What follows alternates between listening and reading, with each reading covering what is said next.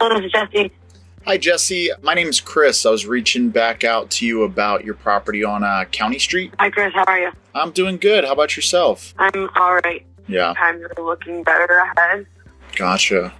Does that kind of have a little bit to do with why you guys are selling the property? It has everything to do with still being here, yes.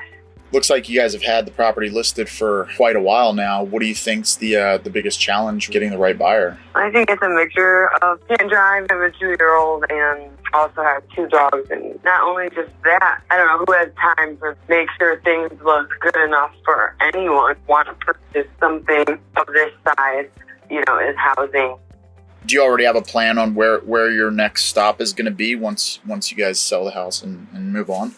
I'm not worried about that, honestly. I think my main question is more around are you guys buying a new place, or are you going to be renting or moving in with somebody? What's kind of your plan? Definitely not renting. I own this house fully, so I'd like to be in that same position on my next endeavor. Okay. I have plenty of options. As soon as I have an option here, I'm going to get out of here as soon as possible. We buy houses a couple different ways. One of the methods we use is we buy the house cash, close on your timeline, no realtor commissions or closing costs or anything like that.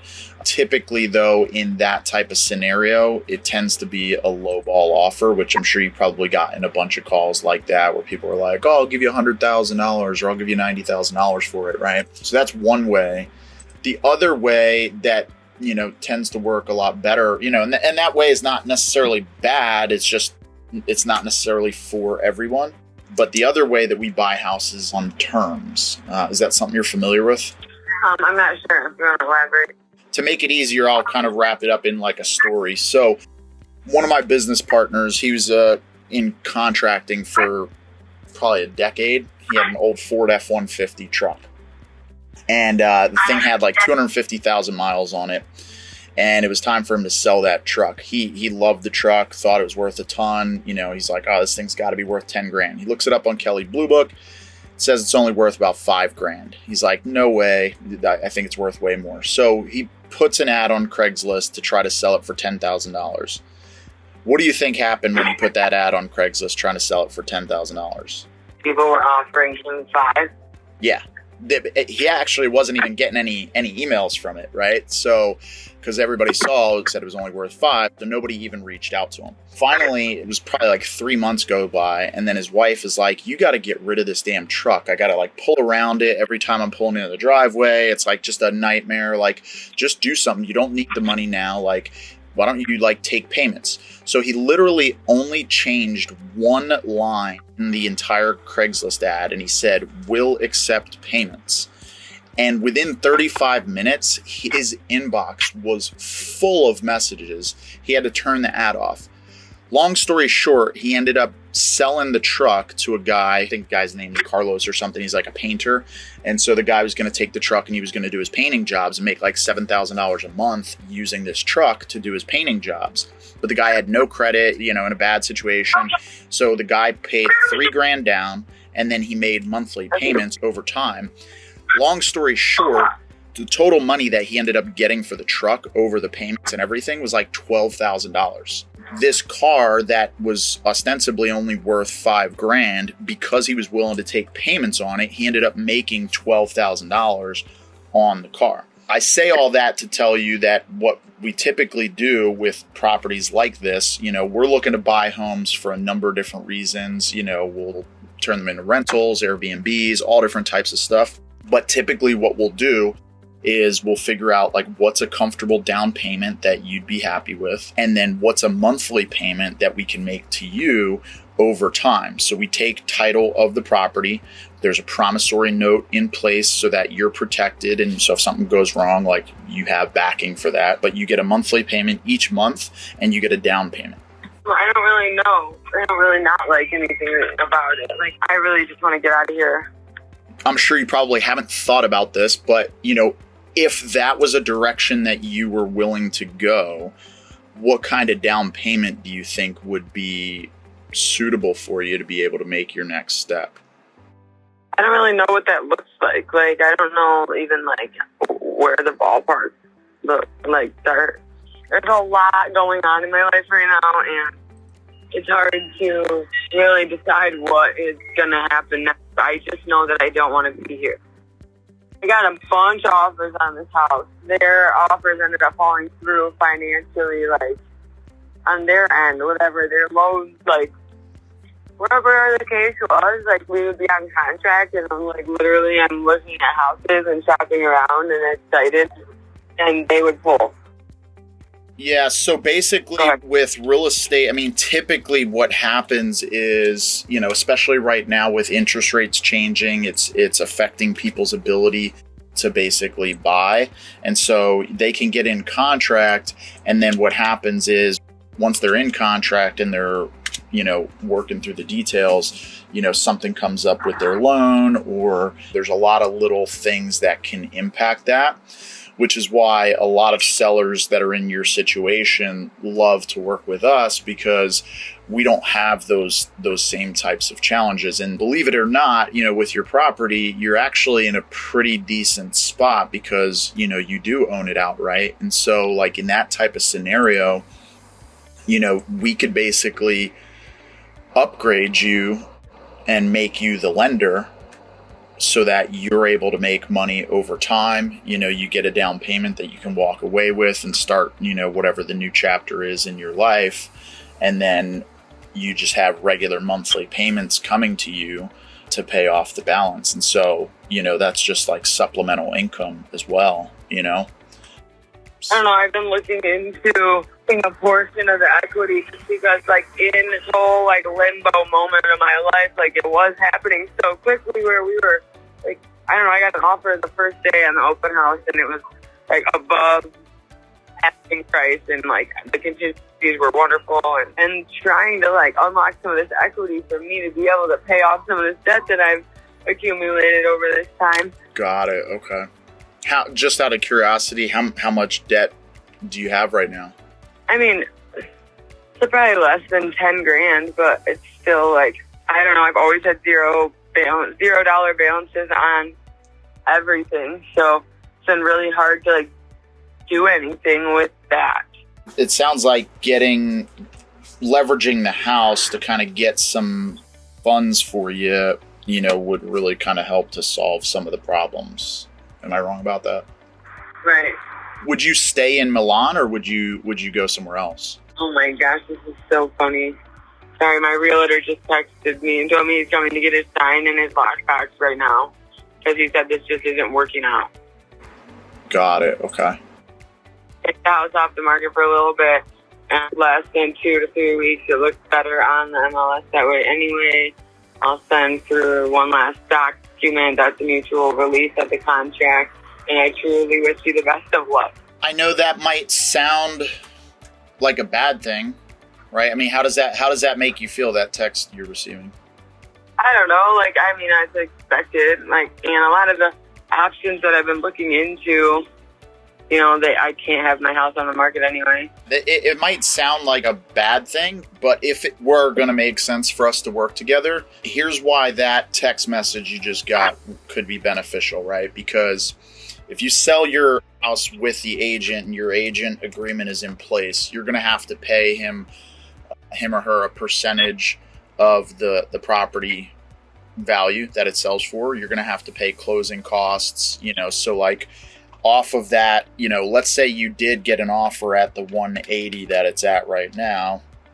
You know, there's a 3% buyer's agent fee. There's a 3% listing agent fee. You've got 1.5% to 2% for closing costs. You've got home warranties. Typically, in that type of scenario, you would end up walking away with about $160K. But what we could do, we could get you some walking cash, right? So we can get you some money up front, and then basically turn you into the bank. It'd be the bank of Jesse, and we would pay you on the remaining equity over time. You would actually make more money on the house than what it's listed for. Which would be awesome. I just don't know like what those numbers look like. So here's what would be the best thing to do, because nothing is going to get solved on this phone call today. And quite honestly, like the position you're in, like I don't want you to rush into this decision. You know, I would want you to like go through, think about things, just make sure you like fully wrap your head around like the steps. You want to make sure you're comfortable, right? And we would basically be entering into like a long-term relationship at this point. So what I would do if I were you is I would take, a couple days, think about, okay, here's how much money I think I really would need up front. And then here's the kind of monthly payment that I would be happy with each month. And then we can circle back, talk a little bit more, see if that makes sense. And if we can come to some terms where we can, come up with some cash up front to, get you taken care of so you can, get onto your next spot, and whatever you do with that cash, whether it's paying down debts or using it as a down payment or using it as security deposit for a rental, like whatever it is you decide to do with that, that's, for you to figure out. But you take that cash, we would take care of closing costs, and then we would make you a monthly payment over time.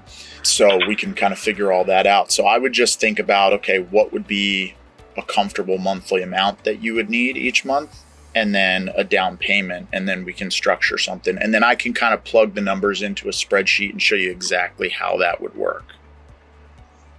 Okay. Does that sound good? Yes. Yes. Okay. I think that sounds... Okay. I don't know, a one-time thing. So, if with the payment, like the initial payment, and then the monthly after that, does that mean that the house, I would be moved out of it? Yes. So basically, what that would look like is we would basically, the title would transfer to us. And then there would be an agreement in place, and it all goes through escrow and title. So it's like, above board. It's not like we're meeting in a back parking lot or something like that. You know what I mean? So we're going through a traditional, escrow and title agency. And essentially there will be documentation just saying that we've come to an agreement that we're going to pay you X amount up front and then X amount each month for however long we agree to that, and then the way it works is, so there's a couple questions that you haven't asked that I'm just going to ask for you. Okay. And I'll kind of answer those because it's some things that you should, you want to know up front. Right. So one question that I always get from people is, okay, well, how do I get the monthly payment from you? Do I have to come to your office? Do you mail me a check? What does that look like? Right. So we actually work with a third-party company. It's called a servicing company. And so most likely when we take ownership of the property, we're going to rent it out. And so, we'll fix it up a little bit, clean it up a little bit, and then rent it out. Or with the initial payment and then the monthly payments, that would be an agreement where you guys would own it right away upon those terms? Correct. We would own it, and then you would have a lien on the property. So let's say, for example, it's 2022, so crazier things have happened. But let's say 9 months from now, I get abducted by aliens, and I'm not here on the planet to make payments to you anymore, right? Well, in that scenario, we have in place what's called a performance deed. It's an agreement in place where if we're 31 days late with a payment to you, the title automatically goes back to you. So you become the owner again without having to go through a foreclosure process. In that scenario, let's say we gave you, however much money up front, we took ownership of the property. Let's say we, fixed up some things on the property, paid money to fix up some things in the place. And let's say we made 9 months of payments to you. And then all of a sudden I get abducted by aliens, can't make a payment to you, and then all of a sudden you get the title back. How would that benefit you? It would be terrible, right? Because I would have had money already coming in. So basically you're right. What would happen in that scenario is you would have gotten cash up front, you would have gotten monthly for 9 months, and then you would have gotten the title back. So you'd have gotten all this money and the house back that you could then just sell, right? Or live in or rent out. So you would get all the benefit of that. That would be the best thing that could happen for you, because obviously you'd make more money than even what our agreed upon situation would be, right? Now, Right. doesn't mean I want you sitting there praying that, hey, I hope Chris gets, abducted by aliens or can't make the payment,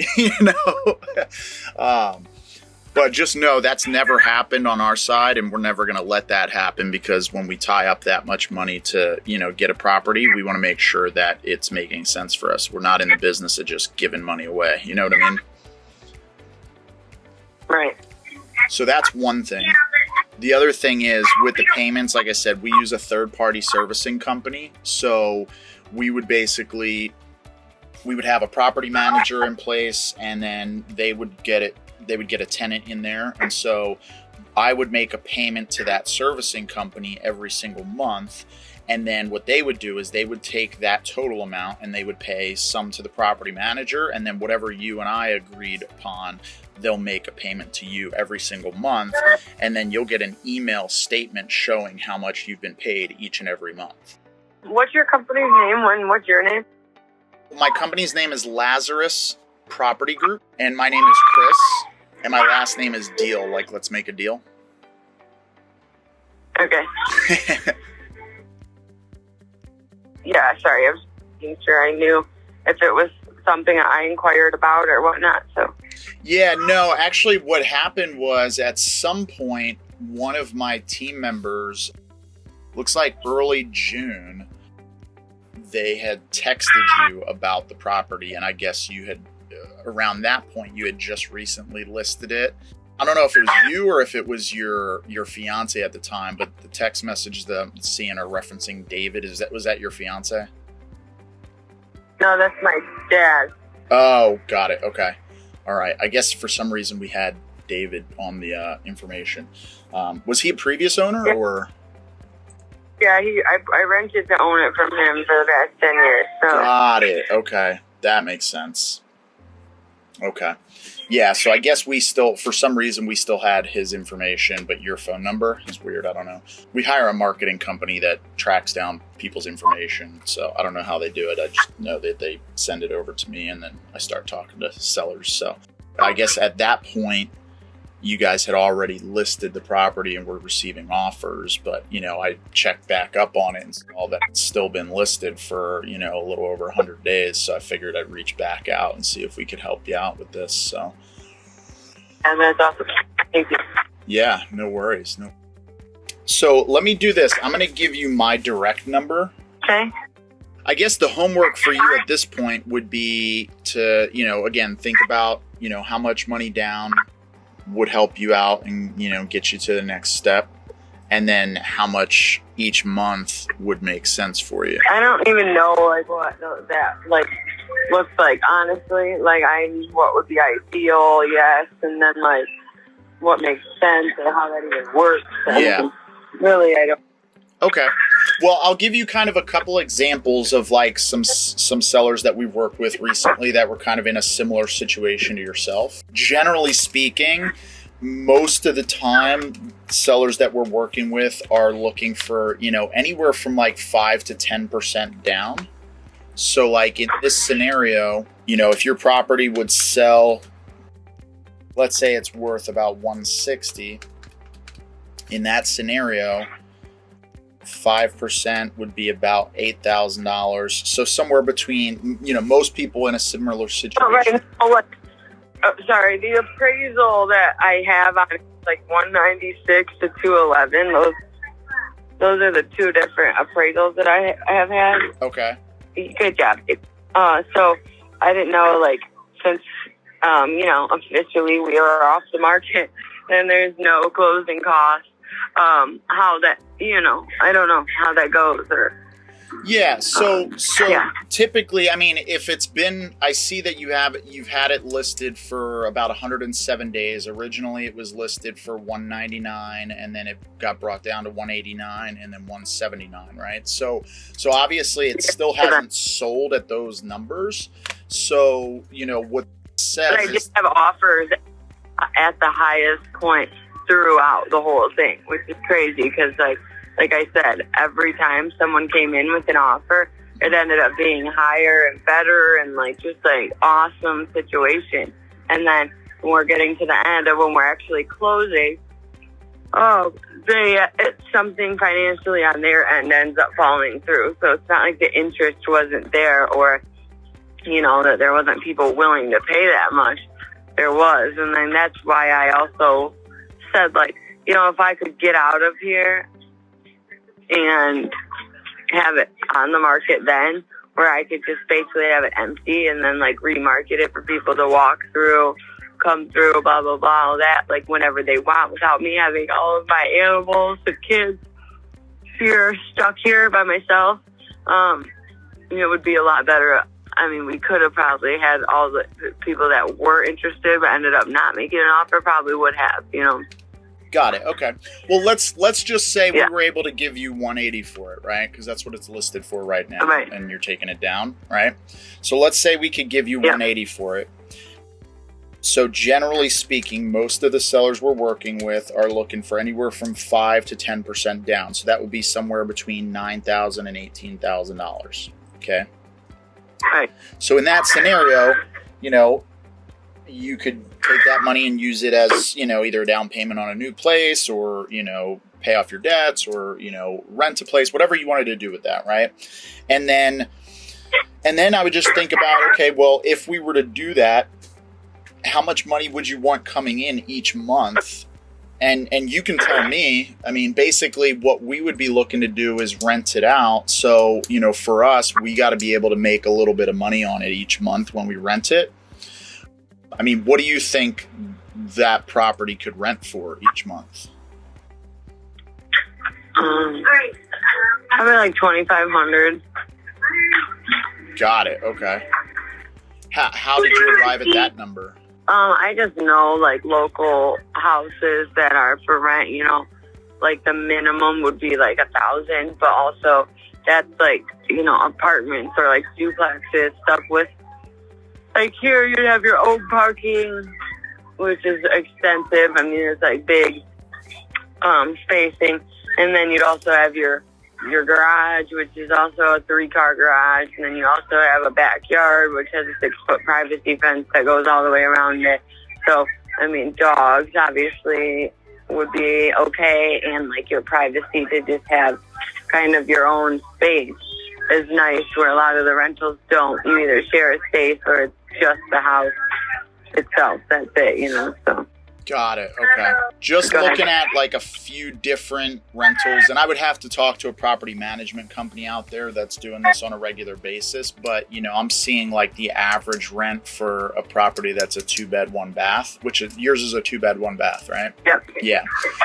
So the average is a little over $1.30, $1.35 per square foot, which would be about $1,500 a month.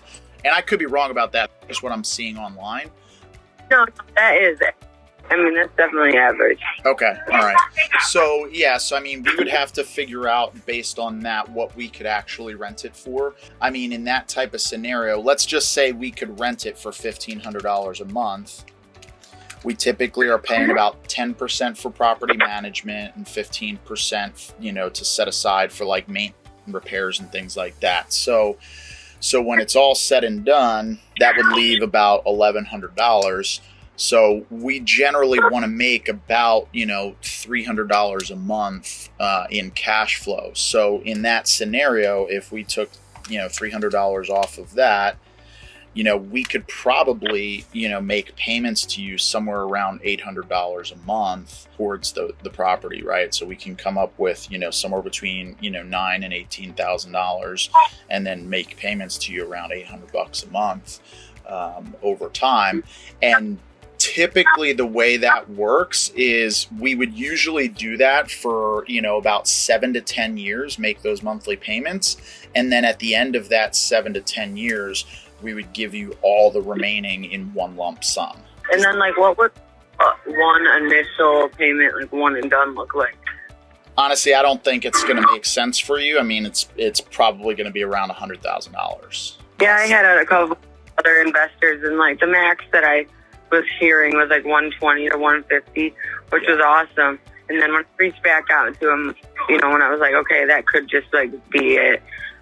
He wasn't willing to do that 150 anymore. It was more a 1 in 120. So I was like, all right, well, thanks, but we'll wait right now. Again, I mean, the reason why they're going to be at that type of price point, and this is why I kind of wasn't really going that direction. That's not really going to necessarily help you the way you need, right? Let's just say we bought it for 180 and we gave you 10K down. We paid the closing costs, we fixed it up a little bit, and then we financed 170 to you over time, right? Or let's say 165 over time, let's say we just gave you 15 grand, right? So if we gave you like 15 grand, for example, we gave you 15 grand up front and then we financed 165 with you. That would be monthly payments around $785 a month.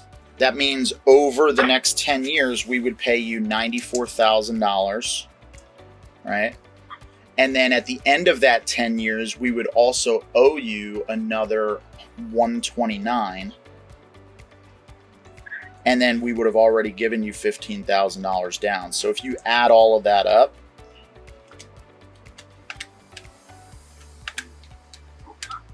you would have ended up making $238,000 on the property. Yeah, that's awesome.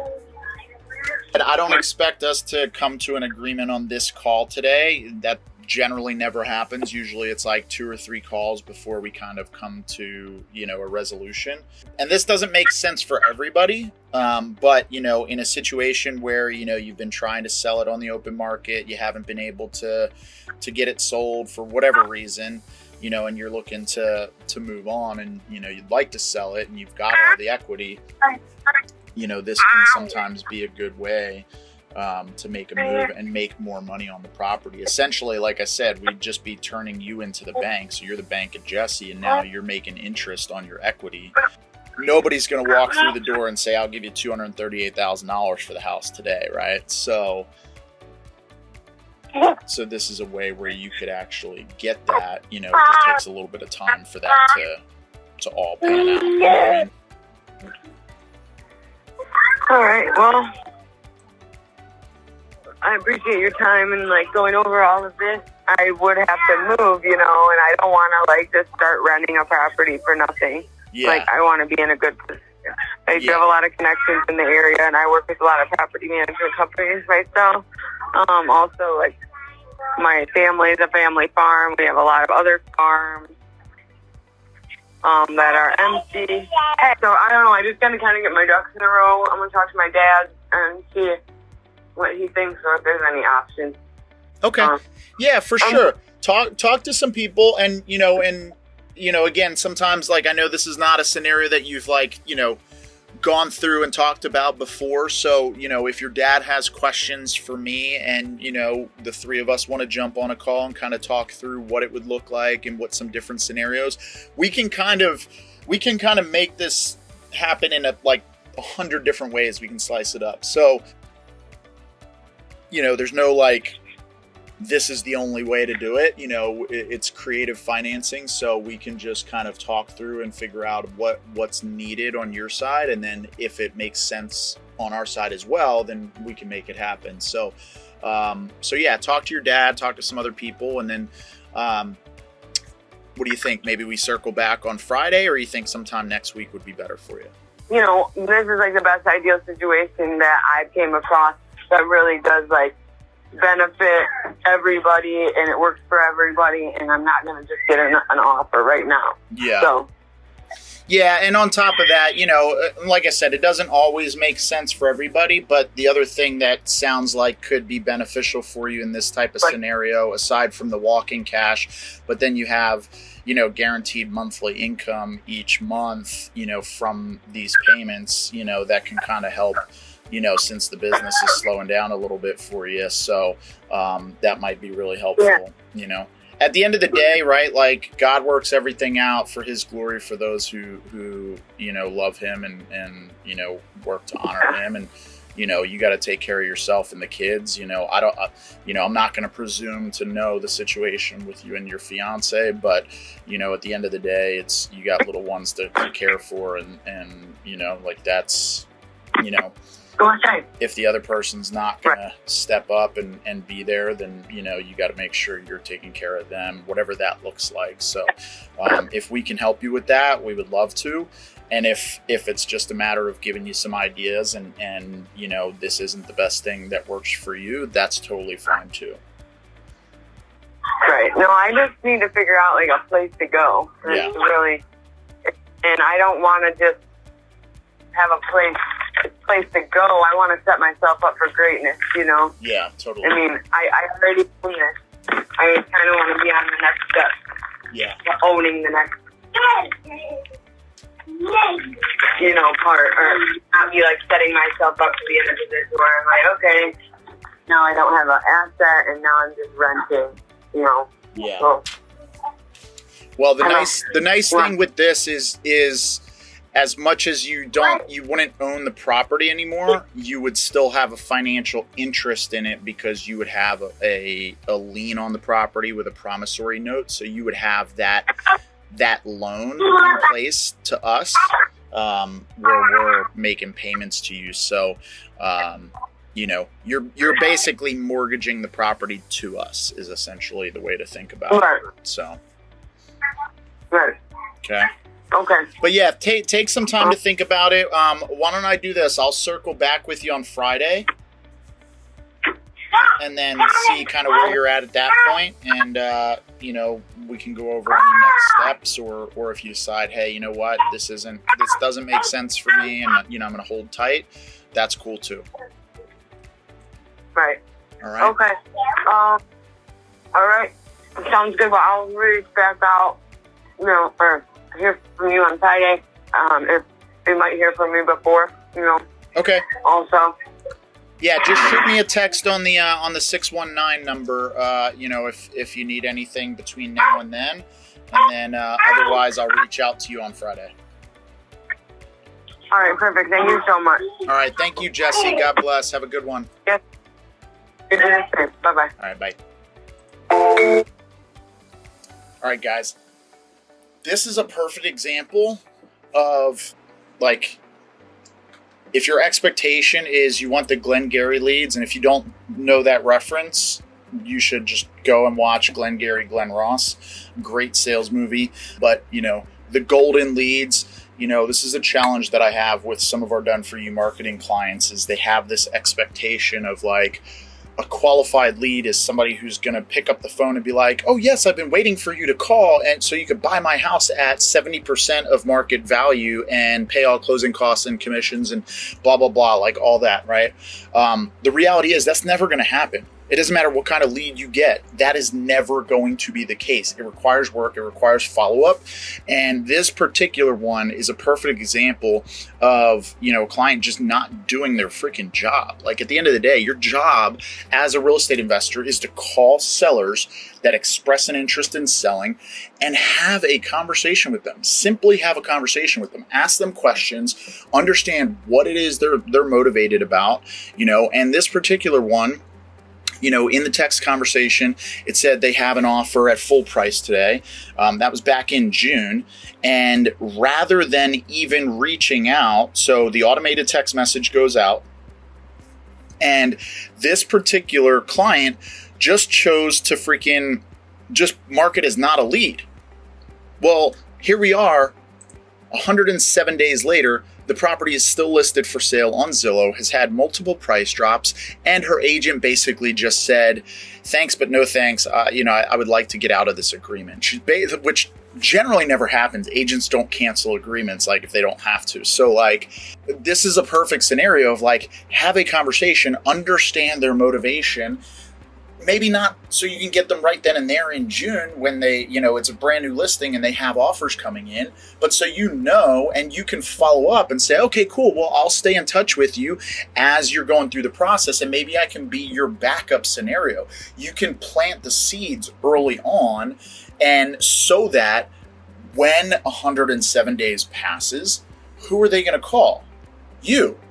But if you don't do that, if I'm marketing in this same exact market, I'm the guy that's doing that. And who do you think is going to close the deal? Definitely not this client. because they're not putting in the work to be the person that's going to be the one that they reach back out to and say, hey, I can't sell my house on the market. I need your help. Right? They're going to call me, or matter of fact, I'm going to call them because I'm a professional. I do my job. I make my calls. I follow up. I stay in touch. I take notes, and I do what is required. But this particular client just chose to freaking blow this lead by the wayside, and I only made 2 phone calls to this person. Let's see. I left a message. I called twice to try to get a hold of them last week. And then I put notes, and then I put it in a follow-up sequence. And immediately, within 2 minutes of the text message going out, she responded yes, that she does want to talk about an offer. And then I called her today and spent an hour on the phone with her and basically went through a whole seller financing scenario. And if this scenario works out, if we did this at 165 with 15K down, so 18K to the table at 4% with a 10-year balloon, we'd be paying her $787 a month. And with vacancy, repairs, and property management, we'd be cash flowing $337 if we can only rent it for $1,500 a month. Like, this is a deal all day, every day. And she's in a situation where this is the type of scenario that she needs. It might not be the best scenario for her, and she's going to go and talk to her family about that and talk to other people and see. But at this point, there's not a lot of other options on the table for her if she really wants to sell the house. If she doesn't end up selling the house, like, okay, cool, no problem. But if she's going to sell the house, either A, she needs to significantly drop the price, or B, go with a creative financing structure like this. So if you guys are not following up on leads, putting in the work, the time, energy, and effort that it takes to get a hold of these people, have conversations with them, then you're missing the boat. And whether it's us or any other company that's doing marketing for you, don't go to them and moan and, be pissy about the quality of leads, because the reality is you're not willing to put in the work. So if you're going to put in the work, if you're doing all of these things that it's required, and the leads are really terrible, like, okay, fair enough. I'll be the first to admit if a lead sucks.